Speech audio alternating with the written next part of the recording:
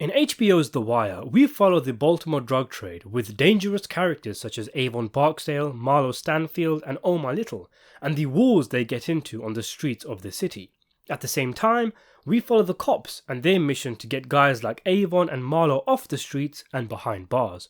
As well as the cops and robbers angle, The Wire delves heavily into the political scene of the city, even following mayoral campaigns. But politics is a phenomenon that exists also in both the drug trade and the police department, with careerists looking to climb the ladders and achieve some success for themselves. One such careerist is Bill Rawls, who at the start of the show is a major and commander of the homicide unit. He frequently butts heads with Detective McNulty, who he sees as a nuisance and who infuriates him by circumventing chain of command to speak with a judge on an issue which threatens to embarrass the police department. He is promoted to the rank of colonel and then deputy commissioner of operations, where he regularly grills his subordinate majors on their weekly crime stats. Now, Rawls might be a reasonable guy, but he's an A-grade asshole. His treatment of McNulty we can maybe chalk off as a vendetta against a narcissist wildcard, but Rawls is a character who isn't afraid to screw over fellow cops, such as when he and Commissioner Burrell threaten to go after all of Bunny Colvin's cops in his Amsterdam project unless he accepts a lower pension. He is ruthless in berating those under him, regularly threatening his staff with reassignment, and yet he is coy with his words and less than talkative when in the company of those higher than him, such as the mayor. Bill Rawls is very much a cog in the political scene of the Baltimore police force, maneuvering his way up the ladder until such a time where he is able to turn against Burrell and pounce at the role of commissioner after it appears Burrell will be shown the door, although things don't quite work out for Rawls the way he would like. Much like Burrell, Rawls will throw genuine police cases under the bus if they threaten to rock the boat, such as when he suggests to Burrell that Lester Freeman will probably be behind subpoenas issued by the Major Crimes Unit, which infuriates the likes of Senator Davis and Mayor Royce, and he puts his own man in charge of major crimes to keep things on a leash, which ultimately ends the unit's drug money tracing activities.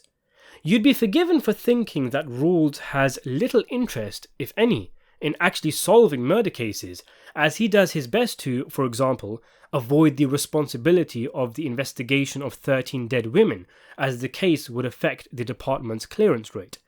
He isn't completely without decency, of course, such as when he reassigns Kima to homicide as a favour to Cedric Daniels, or when he reiterates to a shaken McNulty that McNulty is not at fault for Kima being shot, restoring McNulty's morale in a way that he knows will resonate with him. But he clearly is a huge hurdle for the likes of Daniels and McNulty to overcome in order for them to do good police work. He's very much a part of the system, and we don't see him do much actual police work, but it's clear he does possess political acumen, such as when he allows Burrell's plan to slow a significantly political murder case, which is then leaked to the press, leading Burrell to fall out of favour with the mayor. Rawls explains to the mayor that he did not intervene as he is a loyal subordinate who always follows orders, digging Burrell's grave deeper, and he then expertly solves the embarrassing situation for the mayor, with it becoming clear that Rawls is chasing a permanent position as the commissioner. Rawls also cunningly wins Carcetti's favour, who is eventually elected mayor. It's remarkable how high Rawls climbs throughout the seasons, and if anything, his ascension eventually stagnates because he quite simply isn't black. Saying that, he finishes the series as superintendent of the Maryland police force. Rawls is a morally bankrupt individual whose political ladder climbing is often at the expense of actual police work, what with his attempts to offload cases to other divisions or even shut down cases entirely to keep the stats nice and clean. These are real murders we're talking about, real lives lost. But to people like Rawls, they are nothing more than statistics. A true no-nonsense individual through and through, whose hyper-macho attitude may or may not be influenced by the fact that he is in the closet. Rawls bullies and berates his way to the top and allows nothing to interfere with his career. So why have I labelled this video as a tragedy? In what way could Rawls be seen as a tragic character, who is a gaping asshole? We both know this. Well, it's the idea that once upon a time, Bill Rawls was good police, but sacrificed his integrity to become part of the game and climb the political ladder for his own benefit after being weighed down by the system. The suggestion that Rawls is an adept cop is never better showcased than after Kima's shooting in the episode The Hunt, where Rawls arrives at the crime scene, instantly takes charge of it, and essentially spends the next 10 or 15 minutes highlighting why he might be an asshole, but he can step up when he needs to. Unlike Burrell, he is clearly an actually talented cop on the street level, even though he's so far removed from the streets in his normal job. He's natural police. He notices the signs were switched before anyone else, meaning in addition to the intelligence needed to work this out, it suggests he knows the streets, he knows the area and the road names, so instantly worked out the signs were flipped. It's a throwback of sorts, back to Rawls' days where cops walked a beat and knew the neighbourhoods, knew the areas, had a relationship with the locals. Cops like Kima, who grew up in a stat-obsessed world, were handicapped in that regard, with a lack of ground-level knowledge of the streets, which remarkably Rawls instinctively still has after all these years.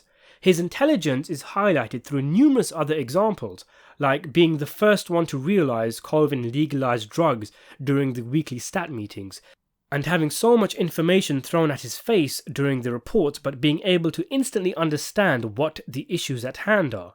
In fact, if we put aside decisions he made for the sake of his career and development, has Rawls ever even been wrong on any police matters? It's likely he crawled his way up the ladder from being a low-level cop with ingenuity and intelligence, a bit like McNulty. One of the more fascinating aspects of The Wire is the cycle of the entire city, the fact that ultimately nothing ever changes, and the system forces you into becoming bureaucrats, or it spits you out. At the end of season 5, Daniels finds out what it's like to be Rawls and Burrell, but decides he'll refuse to eat shit and leaves the police department. Whereas somewhere along the lines, Rawls must have decided to go along with the flow and become a careerist. Then you have guys like the idealist young Carcetti, who by the end of season 5 has had to play the game so hard he ends up becoming just another big-mouth politician. Much as he despises McNulty, I can actually see Rawls being a lot like him in his younger days. Rawls is like a McNulty that learned to shut up and find his place in the system. Perhaps that's why he hates him so much, because he knows McNulty's maverick ways are unstable for higher-ups like Rawls, and will ultimately fail to change anything and make a difference, because he's been there, done that. He knows a one-man army can't beat the system. Maybe he even gets guilty witnessing the energy and dedication of McNulty to his cases, knowing that he himself is McNulty if he actually cared more about police work instead of ladder climbing, so wants to break him down and will relish being the one to make him just another cog in the machine. One could argue Rawls learned the power and skill of self-preservation, whereas McNulty will be relentless going after his case even if it means destroying others or himself. This is symbolised in the fact that both men spend their nights in bars. McNulty chases skirt and doesn't care who knows it. Even his ex-wife knows it, which is why she left him. Rawls, on the other hand, never comes out of the closet, stays incognito in gay bars, knowing it would damage his reputation and ladder climbing if he were to be exposed. It's a good metaphor for the way the two men go about their business. This can all be applied to Rawls' number 2, Landsman, who probably deserves his own video, but in any case, during the Kima shooting situation, he is also shown to be good police, in spite of being a company man who toes the line of his superiors and, like Rawls, blocking cases and making life difficult for the street cops. His is a case of classic middle management, no real power to make any changes, but still happy to eat shit from the higher ups and somehow manage to keep the troopers happy. Rawls is a boss whose bark is backed up by his skill. He is also natural police who learn to play the game, unlike others such as McNulty or Lester Freeman, the latter being one of the most skilled cops in the entire show, and yet instead of attaining a high-level ranking position, is buried, not once but twice at least. Rawls, I feel, is a man who was perfectly capable of good police work, but he knew who buttered his bread and as such fell in line as a micromanaged pawn and joined the dogfight that is the great game of the Baltimore Police Department.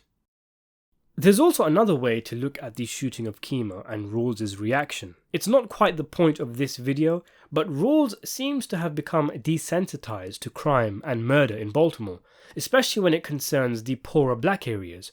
But when a cop is shot, he and Nansman are on the scene, looking over people's shoulders, making sure everything is done right, clearly caring. There are surely other crimes that deserve this level of attention, but it just goes to show the difference in how, say, a murder of a random black man is handled, as opposed to a Baltimore police detective. I mean, in some ways it makes sense. There's only so many resources to go around, and the police have to demonstrate that officers are off limits. Otherwise, it would cause anarchy with drug dealers shooting cops at whim, something which the major players of the drug scene like Avon recognize is a big no-no. But that's a video for another day. So what do you think of Rawls? Let me know in the comments below, and thanks for watching.